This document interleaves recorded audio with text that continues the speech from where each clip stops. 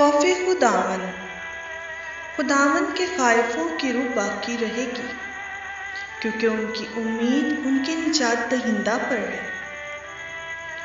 خداوند کا خائف خوف نہیں کھاتا، وہ گھبراتا نہیں، کیونکہ وہی اس کی امید گاہ ہے۔ خداوند کے خائف کی روح مبارک ہے۔ وہ کس کا منتظر ہے اور کون اس کا مددگار ہے؟ خداوند کی آنکھیں اپنے محبوں کی طرف ہیں۔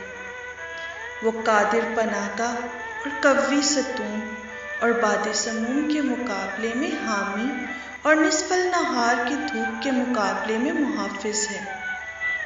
وہ ٹھوکروں سے بچاتا، گرنے کے وقت مدد کرتا، روح کو اعلیٰ اور آنکھوں کو روشن کرتا ہے، اور وہ صحت، حیات اور برکت بخشتا ہے۔